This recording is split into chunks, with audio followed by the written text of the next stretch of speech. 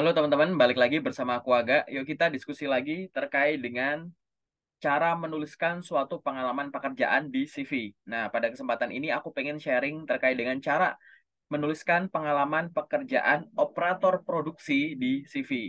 Bagi teman-teman yang baru nonton video ini sebagai video pertama dari channelku, salam kenal. Silahkan teman-teman bisa subscribe dan silahkan dieksplor setiap video yang ada di channelku ini atau informasi-informasi lain. Bagi teman-teman yang pengen belajar secara mudah terkait pertanyaan-pertanyaan seputar karir, teman-teman bisa cek di bagian playlistnya. Dan apabila di sini ada teman-teman yang sedang belajar pengolahan data sederhana menggunakan Microsoft Excel, silahkan bisa cek di bagian video shorts-nya. Dan apabila di sini ada teman-teman pencari kerja atau job seeker, teman-teman juga bisa memperoleh informasi lowongan pekerjaan terbaru di bagian community atau komunitas. Nah, teman-teman, silahkan kalau misalkan mau ambil catatan dulu atau menyiapkan catatan dulu ya. Nanti kalau misalkan teman-teman sambil berjalan nonton video ini ada yang perlu dicatat, silahkan dicatat. Kalau ada yang pengen ditanyakan, silahkan teman-teman bisa langsung tuliskan di kolom komentar atau nanti teman-teman cari sosial mediaku, nanti hubungi aku lewat sosmedku, misalkan DM lewat IG, lewat LinkedIn, atau nanti lewat email, teman-teman bisa temukan caranya gimana untuk hubungin aku di channelku ini. Nah, yuk teman-teman kita ngobrol bareng ya teman-teman. Aku pengen ngobrol dari basic dulu terkait dengan apa sih yang harus dipertimbangkan untuk menuliskan pengalaman pekerjaan sebagai operator produksi. Sebagai basic ya teman-teman, teman-teman itu harus paham dulu bahwa CV kita itu kurang lebih harus memiliki informasi elemen CV utama. Nah, di sini aku tulis ya teman-teman, elemen CV utama itu meliputi info pribadi, summary atau ringkasan CV-nya, kemudian ada keahlian atau skill, kemudian ada pengalaman kerja, pendidikan, training sertifikasi, organisasi kepanitiaan, dan prestasi yang ada. Di sini aku pengen menekankan di bagian pengalaman kerja saja. Kenapa? Karena dari ribuan CV yang udah aku review, mulai dari level staff sampai dengan level C, banyak ditemukan bagian pengalaman pekerjaan yang ditulis dengan kurang optimal, semacam itu. Di sini aku pengen teman-teman paham bahwa yuk kita akan berfokus di pengalaman kerja. Sebagai ilustrasi, teman-teman, CV itu boleh 1 sampai dengan 3 halaman, nggak masalah. Kemudian, bahasanya nanti disesuaikan, bisa bahasa Indonesia, bisa bahasa asing. Nanti teman-teman silahkan ekspor di channel YouTubeku di bagian playlist yang FAQ seputar karir. Di sana aku bikin video terpisah terkait bahasa apa yang digunakan di CV. Kemudian CV itu boleh tipe kreatif atau ETIAS friendly. Sampai detik ini aku bikin video ini di pertengahan 2023. ETIAS friendly maupun CV kreatif dua-duanya masih berlaku. Kemudian, jangan lupa, jenis CV itu nggak masalah mau ETS friendly atau kreatif. Yang penting apa? Kita fokus pada keyword yang ada. Jadi keyword itu penting. Dan apabila suatu pengalaman kita bisa dikonversi menjadi angka, misalkan memimpin sekian orang, menjual sekian produk, memperoleh omset sekian rupiah, silahkan munculkan angka. Dan yang terakhir adalah jangan lupa, pada saat kita menuliskan CV, kita harus selalu fokus pada 5 poin ini. Yaitu CV itu harus ditulis dengan jujur, lengkap, relevan, menarik, dan up to date. Nah, misalkan sebagai ilustrasi di pojok sana ya teman-teman, CV kita katakanlah 1 halaman kayak begitu, maka pengalaman pekerjaan itu termasuk yang ditaruh di atas kayak gitu, yang kita sodorkan. Oke. Nah, kenapa kok pengalaman kerja itu harus ditulis dengan benar? Kenapa di video ini aku bikin cuma pembahasan pengalaman kerja aja? Karena banyak teman-teman yang udah jago nulis CV, di luar sana udah banyak tutorial-tutorial, bahkan ada template untuk membuat CV dengan menarik, tapi untuk mengisinya, teman-teman lupa bahwa, silahkan ya teman-teman diingat bahwa pengalaman kerja itu penting. Orang yang sudah punya pengalaman kerja, di CV-nya itu harus bisa menonjolkan terkait dengan tanggung jawab yang pernah dia miliki, tanggung jawab yang pernah dipercayakan ke dia. Nomor 2 adalah prestasi yang dia miliki selama dia memperoleh tanggung jawab tersebut dalam periode tersebut. Dan yang ketiga, setelah memiliki pengalaman tadi, setelah selesai bekerja di sana, teman-teman punya skill apa? Nah, CV itu harus ada 3 info ini nih bagi teman-teman yang sudah punya pengalaman kerja. Pengalaman kerja di sini yang aku sampaikan tidak hanya pengalaman yang kerja yang kantoran ya teman-teman, pegawai tetap, pegawai kontrak gitu-gitu. Mungkin teman-teman ada yang entrepreneurship, mungkin di sini ada yang nonton masih punya pengalamannya itu baru apprenticeship atau internship, baik itu yang paid atau unpaid. Kemudian freelance, part-time, daily worker, nggak masalah. Yang penting tuh pengalaman kerja yang ditulis di CV harus bisa menonjolkan ini loh tanggung jawab yang pernah saya peroleh, ini loh prestasi yang pernah saya raih selama di sana, dan setelah bekerja di sana, ini loh akhirnya saya bisa ini memperoleh skill ini. Dan skill di sini silahkan bisa hard skill atau soft skill, tapi silahkan berfokus pada hard skill atau technical skill yang meliputi pengetahuan bidang atau industry knowledge. Yang kedua adalah alat atau tools. Tools ini bisa hardware atau software yang dikuasai. Dan yang ketiga adalah kemampuan bahasa. Bahasa asing apa yang dikuasai setelah bekerja di sana. Kayak gitu teman-teman. Oke. Nah, pada saat kita fokus pada menuliskan pengalaman kerja di CV, kita bisa menuliskan dengan 2 versi. Oke, dua-duanya ini sama-sama boleh teman-teman. Nanti di belakang aku kasih contoh. Versi pertama yaitu kita hanya perlu menuliskan nama perusahaan, misalkan PT ABCDE. Kemudian periodenya atau timestamp-nya kapan? Kapan sampai kapan? Januari 2021 strip Desember 2030 misalkan kayak gitu. Atau misalkan kapan strip sekarang gitu. Boleh, nggak masalah. Kemudian yang ketiga adalah jabatan. Role apa yang teman-teman miliki? Staf administrasi, operator produksi, kayak gitu. Oke. Kemudian itu adalah yang versi pertama. Tapi akan lebih sempurna apabila teman-teman bisa menuliskan dengan versi yang kedua. Prestasi apa yang dimiliki, achievement apa yang dimiliki, gitu. Jadi di situ ada prestasi. Jadi sebelumnya ada tanggung jawab dulu ya teman-teman. Jadi misalkan teman-teman jabarkan tuh sebagai balas gitu kan. Melakukan ini, terus di dalamnya juga ada prestasinya. Versi satu kok nggak ada prestasinya, Kak? Kenapa? Karena biasanya prestasi itu ada yang menyatu jadi satu pada breakdown pengalaman kerja, ada yang dia dibikin section sendiri sebagai elemen CV sendiri, nanti dikasih judul sendiri achievement, baru nanti ditulis. Nggak masalah, penulisan achievement itu bisa kayak gitu, dicampur dengan pengalaman kerja atau dibikin elemen sendiri di CV kayak gini ya teman-teman. Nah, lalu apa yang harus dilakukan ya pada saat aku tuh pengen nulis pengalaman kerja biar menarik teman-teman. Nah, di sini teman-teman itu harus riset dulu.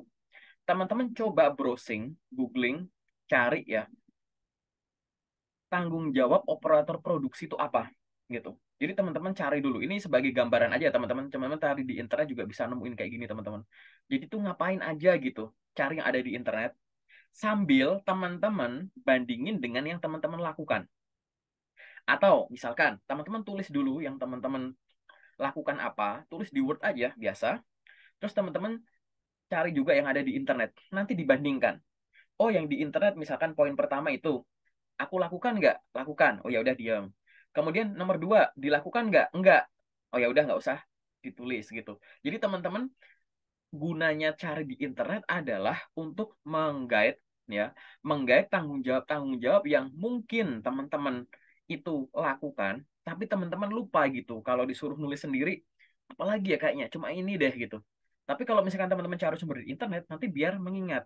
Jadi ini dibalik gitu bahwa cari yang di internetnya banyak, terus ini dilakukan nggak? Oke, lakukan, lakukan, lakukan, lakukan, gitu. Nanti, ya teman-teman coba cari yang sebanyak mungkin bisa, ada beberapa info ya di internet udah banyak banget terkait operator produksi ya, kayak gitu.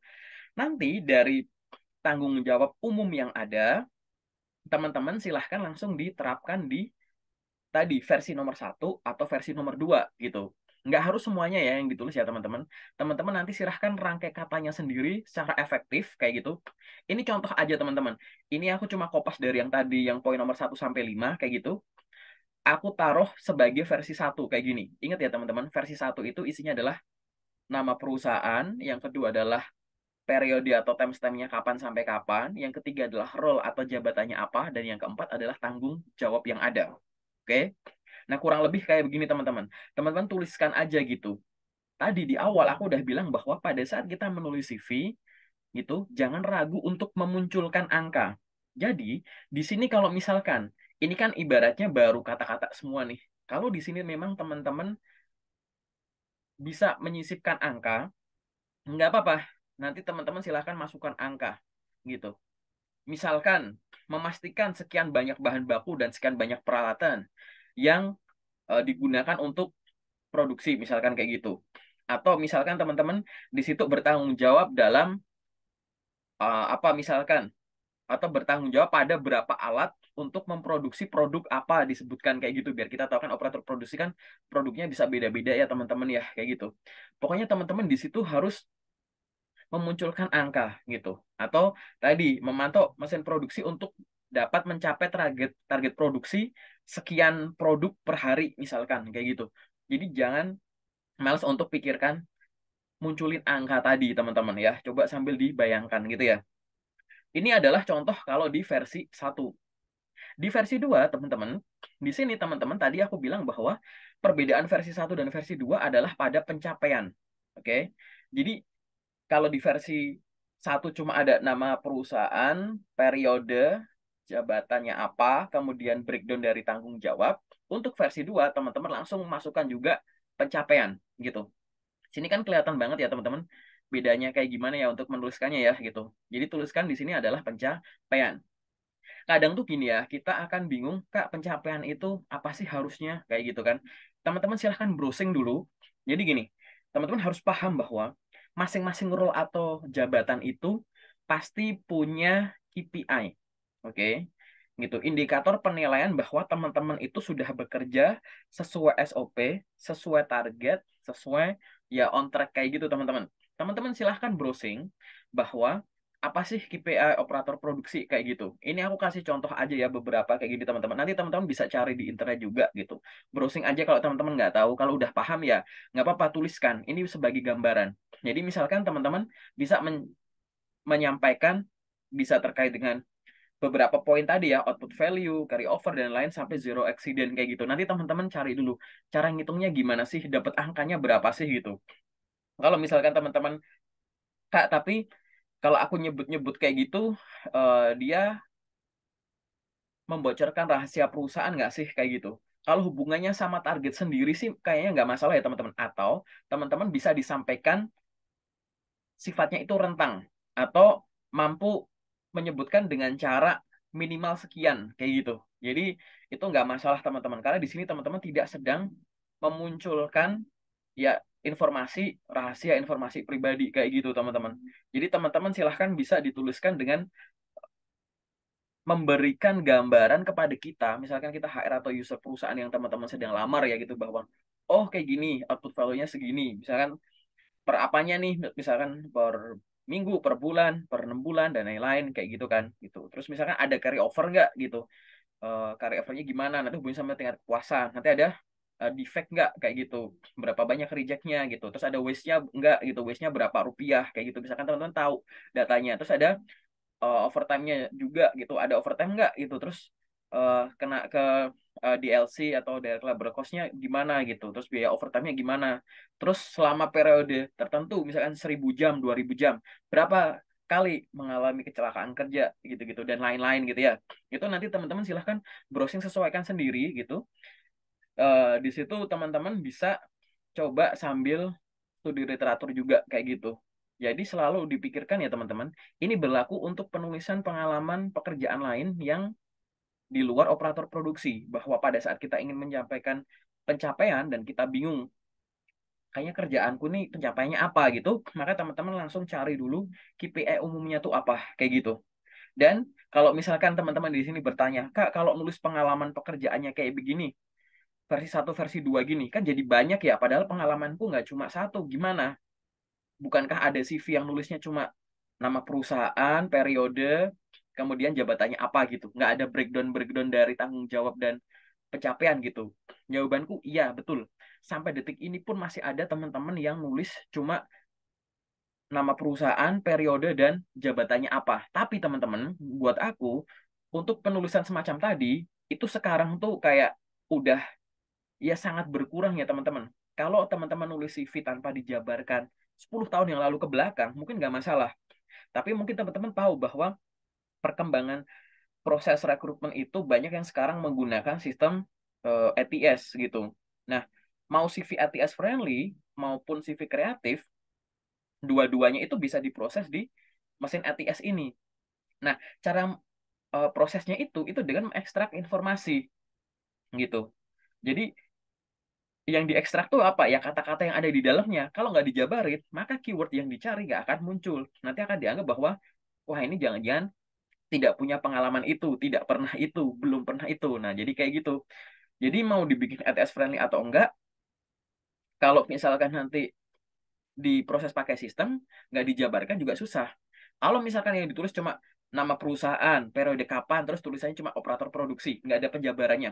Berapa banyak teman-teman, pesaingnya teman-teman, yang ibaratnya gimana cara membedakan ya kualitas teman-teman sebagai operator produksi dengan orang lain gitu, kalau nggak dijabarkan. Coba kalau misalkan teman-teman di sini jabarkan. Itu teman-teman seolah-olah bilang bahwa mungkin ada ribuan pelamar lain yang punya pengalaman sebagai operator produksi. Tapi belum tentu kan mereka pernah pegang alat ini itu, pernah punya tanggung jawab ini itu, pernah punya pencapaian semacam ini gitu. Di sini tuh teman-teman ada momen pamernya gitu. Tapi kan nanti kalau nulis di CV makan tempat pengalaman kerja, jawabanku nggak masalah. Untuk orang yang sudah punya pengalaman pekerjaan, pengalaman kerja itu benar-benar ditulis secara dijabarin itu nggak ada masalah. Lalu gimana informasi penting yang lain yang ada di elemen CV yang lain? Jawabannya adalah tadi, CV itu nggak harus 1 halaman, 2 halaman masih boleh, 3 halaman masih boleh. Untuk teman-teman misalkan pengalaman kerja di bawah 3 tahun gitu, itu 2 halaman aja masih cukup kayak gitu dengan cara dijabarkan gitu. Jadi silahkan teman-teman buat skenario sendiri dalam penjabaran atau penulisan pengalaman pekerjaan. Nantinya apabila butuh konsultasi atau diskusi gratis, teman-teman hubungin aku aja. Kalau aku pengen review CV kayak teman-teman yang lain gitu, boleh aja nggak apa-apa. Nanti siapkan CV-nya dan coba cari cara buat hubungin aku ya. Boleh di DM melewat LinkedIn-ku kayak gitu. Oke, paling sementara dari aku itu dulu teman-teman. Kalau ada pertanyaan, silahkan boleh tuliskan di kolom komentar atau hubungin aku lewat sosmedku langsung. Terima kasih, semoga membantu dalam penulisan CV. Semoga teman-teman segera memperoleh pekerjaan impian. Thank you.